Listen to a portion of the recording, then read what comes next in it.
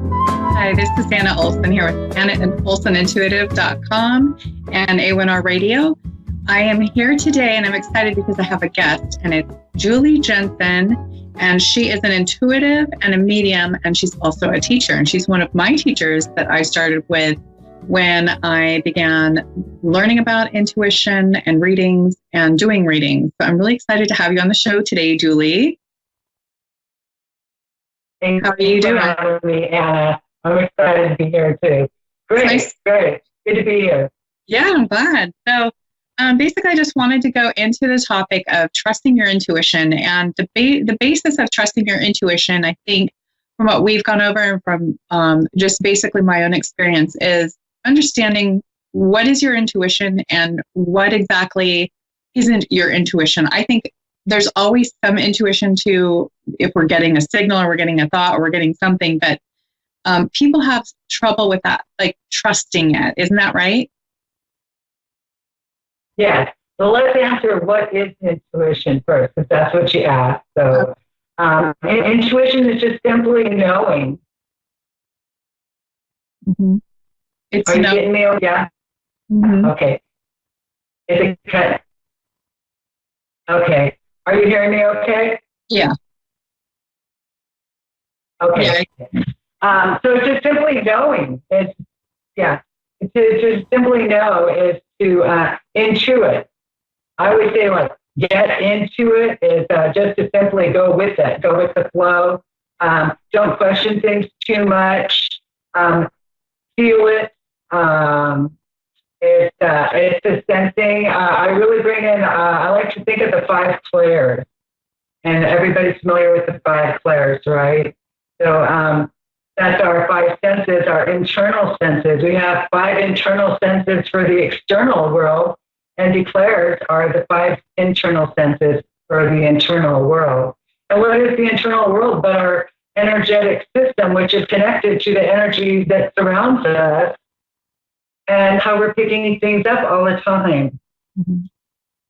Absolutely. And that's really why I love you as a teacher, because you can explain it in a way where people understand on the really basic level, and then we can build from there. So basically, when you talk about the clairs, we're talking about, things like clairsentience, clairaudience. There's all these clairs that describe the extrasensory senses that human beings have, and we all have them, correct? Absolutely. And we're wired for it. So when it comes to intuition, there's no real big woo-woo about it. It's a fact of life. It's our instincts. It's our instinctual nature. And so whenever I'm teaching, it's my hope to get people to pay attention to their intuition in their daily life, not so much about seeking answers for, when's the love of my life going to come into my life, that sort of thing. Am I going to get that job? And the fact is, you already know. You already know. 9 times out of 10, I always say that when people come to me for a reading, 9 times out of 10, they're coming to just get validation for something they already know. And so the thing of it is we have to come to trust that. And that's really hard when we live in a world of concrete evidence. And also when we're taught to be a certain way, what's okay and what's not, to kind of feel something that's not really there, or to know something before it's time, kind of sends people a little, the other way, thinking we're a little strange, or, how do you know that? Where's the facts? Where's the evidence? But a lot of times, if you just move with it, you eventually find out, wow, I was right. Exactly. And I know when I've done readings, people will kind of look at me funny when I say certain things, and I'll just say, it'll probably make sense later. And what's interesting is when you get those texts or those conversations where people say, I didn't understand you when you were telling me about it. Now it makes sense. And that's part of the beauty of it, is that sometimes when we get a message, it doesn't make any sense whatsoever. And it's something to file away till later. And then later on, it's validation or confirmation that that was an actual message that was accurate. Absolutely. Yeah. And the thing of it is, I've learned through my own experience, and I have to say that when I teach, I teach from my own experience too. And there's no rules when it comes to intuition either. Everybody who pretty much teaches about it is coming from their own experience. So, I've had a history of taking what I call leaps of faith way before their time. I used to have a friend that used to call me a professional bungee jumper. It was just that I would feel something, but it wasn't time to act, So, and that's why it's really good. I always stress, I suggest it's really good to journal, right? Keep a journal, do your homework and do your research. And you don't want to do something before it's time. It's kind of like cutting your nose off to spite your face. Mm-hmm. Yeah, so it's a process, and everybody's at their own pace. Everybody's going at their own pace, and at their place that they're supposed to be. Correct? Yeah, that's right. Yeah. So I love what I do, and Yeah, and I was wondering, one second. Like, when did you know that you had more of a feel or more of a talent or gift for intuition and doing readings? Like, when did you realize that? Well, all my life I have been, I guess you could call it intuitive. We didn't call it that when I was a kid. But my mom used to always tell me that, I had the gift, whatever the gift was, I didn't know, but it seemed like it was a curse to me. But my mom used to say, I had the gift in the family, and it gets passed on from generation to generation, But from small, I knew that there was something different about me that way. And how I knew later, when I look back on it too, was I was highly reactive as a child. And so when it comes to the clairs that was the strongest for me was the clairsentient. I'm totally a sentient being. I'm an empath to the nth degree. And so when it comes to energy, I have reacted to things all my life. So in my growing and in my progression, I've learned how not to be so reactive. There's a name for this. It's called intuition. It's feeling things that are beyond what you can really explain or see, and to not give it so much power. Does that make sense? Yes, it does. It's basically just being able to put up some boundaries when you do get those extra senses. Correct? If you're getting just to know that it's learning. It's learning about yourself is what it is. It's an inside job. So in learning about myself, I have learned really how keenly attuned I am to the energy around me. I've always been drawn to the esoteric and circles that go on that way. And I was drawn to the tarot cards when I was 12, 13 years old, the Witch's Almanac, all that sort of stuff, Mm-hmm. And it was just something that I just really resonated with. So, I started giving readings like 30 years ago, and that was through a circle that I was involved with that, much like you getting involved with my circle, and learning that about you and your intuition and your gift. And it's a gift for all of us, that we have to give to the world, but learning about it. And so I started utilizing it and using it and putting it into action. Yes. And what I really want to delve into also is how this helps others. So if some people think you just go sit down with a gypsy woman and she gives you some messages about your lifespan and read your poem, it's so much different than that. And there's so many unique readers. So I just wanted to kind of go over real quick what does it look like?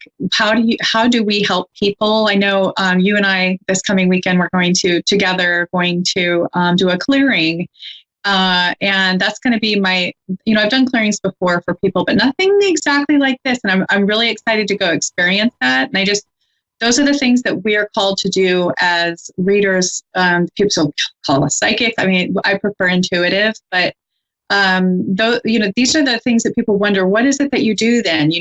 Basically, I feel like we have this thing that isn't talked about a whole lot, especially by me as a reader, because I don't usually know how people may take it in society.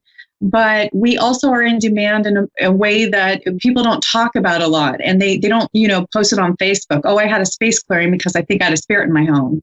So, what are some of the ways that you can think of, helping others with the readings? What are some of the ways you can initiate just them doing their own work and also helping them through that healing process with readings and what we do? Well, like you said, everybody's different, and like attracts like. So when it comes to and for example, like the different readers that I know, there's one, she's more future, she tells you what's coming. And then we have, someone who is very connected to the other side, people who have died and mediumship, bringing them through and messages that way, more spirit medium type stuff. There's just so many different ways. And we have tarot readers that really give it, for the card. Now, for me, mine is more present moment. When somebody comes for a reading from me, it's what's going on right here and now. And I don't do future, what's coming. Sometimes that might come through. But what it is for me is it's more what the person needs at this moment in time to grow. Yeah, to grow spiritually, evolving. Yeah, that's been my experience with your readings. And when I've come to you, and I know we've bartered, or you've taught me, and I really appreciate all of your guidance and everything. So that's really why I wanted to have you on today too. And one of the things that you last told me, for instance, just to give an example, is that you told me I needed to ground a little more. So I've been so kind of up in the ethereals, my mind had been a little flighty, just picking up all these great signals. And you're like, you need to ground. And I realized when you said it, oh my gosh, she's so right. I really need to ground right now. Meaning I need to be more in the present moment. I need to really, kind of be more in my body. They call it more in your body. So I can definitely attest to that that's how you do it. And I know for me, it's more in the psychology level, kind of helping people work through different traumas, or helping them to realize why they may be having an issue at that time. So I usually ask them, what do you want to focus on today? Yeah. Yeah. Or is there a specific topic? Yeah. Sometimes it's just a basic reading. And when I have a basic reading, I love those because I start just coming up with stuff and they get the wide eyes like, how did you know that? It's so much quicker than therapy. It's just, I take it out of their electromagnetic field and we just work on it, and then they feel so much better. So it is different. You really touched on something right there too. It's you're tapping into their electromagnetics, and that's what we do when we're giving a reading. Hopefully, that's what the person is doing, is tuning in. And that's what I do. I started out with tarot cards. The tarot cards are a tool to getting you there. And so I use cards now, but I don't use cards. I might throw them out just to get a hit. I look at the cards. What card speaks to me? But I don't read them per tarot spread. Now, I'm not discounting that in any way, because there are people that do, and they do it wonderfully. But I haven't gone that route. But mine is more tuning into the electromagnetic field, which is the energy, which is, I have to say, your chakra system. And your chakras are full of information. I'm telling you, from the past as well, other lifetimes, they are quite literally full of graphic storehouses of energy. And so this is really what we tune into as well. So, it's just really, I feel when I give a reading, I'm not given what's more than what's meant to be given. And I have to say too that you mentioned, what's good for a person when they go seeking to get intuitive direction or guidance through a reading is don't get dependent on this person to give you answers that make your life easier, or give you clear guidance in the sense of what you need to do. We can kind of give them an idea of what they need to do, but my readings, I speak from my experience, my perspective on giving readings and how it happens for me is my readings really stick to what's your heart and what do you need to do to get there. And there's, there might be some things you're going to have to do that you're not going to like, or like, for example, letting go, letting go of something that a lot of people hold on to, coming back and back and back again, trying to hope that that's going to change, So I in my pattern of my history, I should say, of my experience of giving readings, I have dropped out of giving readings many times because I have become discouraged myself that people will become very dependent on me, and that's not healthy. So what I do now is I just I've learned how to deal with that, and not everybody's ready at the right time, but the whole idea is not about becoming dependent on me. It's about getting information that's meant to serve you for your highest and best good and to move you forward. And that's going to take the person to do that. So basically, it's empowering a person to do their own work and to work with them on becoming better at just trusting their own intuition and bringing things up to them and letting them see, well, you kind of already knew that, didn't you? Is that correct? Yes. Mm-hmm. Yes. And that's true. Like, because I know that there are a lot of stories about people who say, you have to come back and I have to teach you meditation and you have to give me $500. And those sorts of things, that's when I get very worried about people. I worry about folks because I get to where I'm like, I really wish that we had more resources for them where there are real readers, real intuitives that are really just, their main goal is to tap into what is in their highest and greater good. They work with angels. I work with the Christ consciousness, and I call them Yeshua.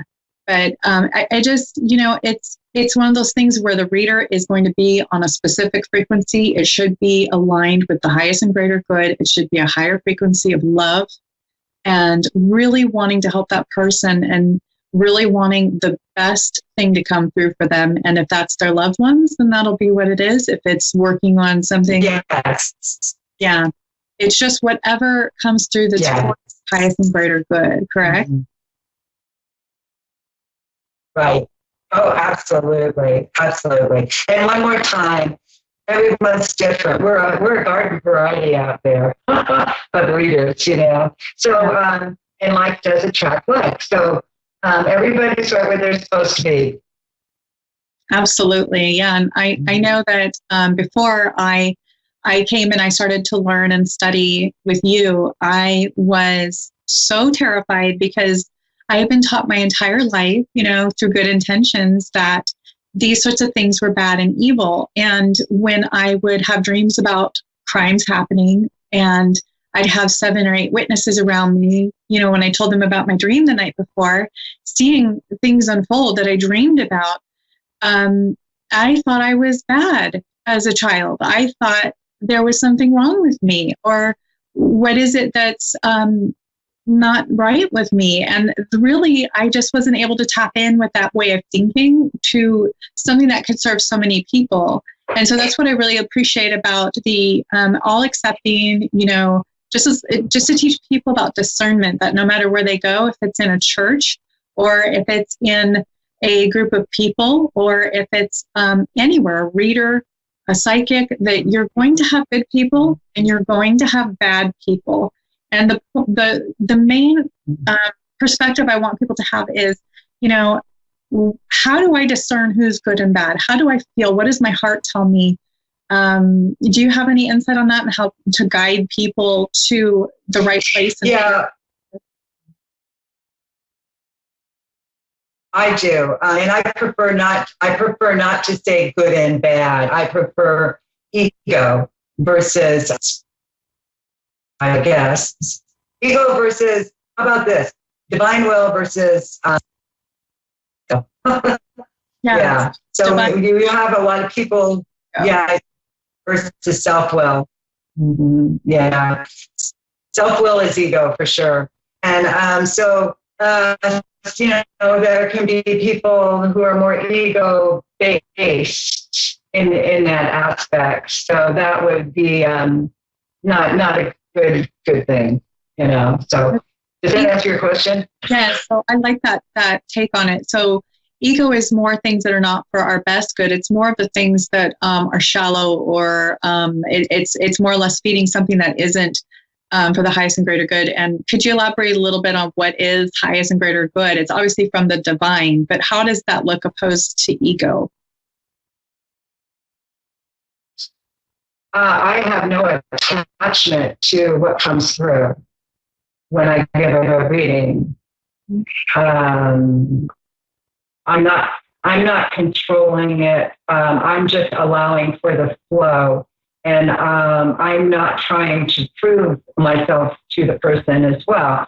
For example, a person might not agree with what's being given. That can knock you out. When I started giving readings, that did knock me out, because I was like, I would look at them for validation and approval. And that was my ego, So that would knock me out, and I wasn't giving anything anymore. And I think, well, I don't know who that was for then. Now, when that stuff like that comes through, I feel that's what I'm getting. I can't explain it. You might understand it a week from now. You might understand it a month from now. But that's the way it's being given to me. I let it go that way. I don't get in the way of spirit when I'm doing it. Right. And so you're saying, like with the reader, it's like I know before I started, push my ego to the back and I allow the light to come through. And that's basically like, it's not about me, it's about them. And my yeses are chills and basically like a feeling of love for the person. We're just about out of time. I wanted to thank you so much for coming on today. Could you give us your email address in case somebody wants a reading or wants to contact you? Sure. And there's not enough time to talk about this. My email address is Julie, JULIE, JENSENART, Julie and Jensen Art @yahoo.com.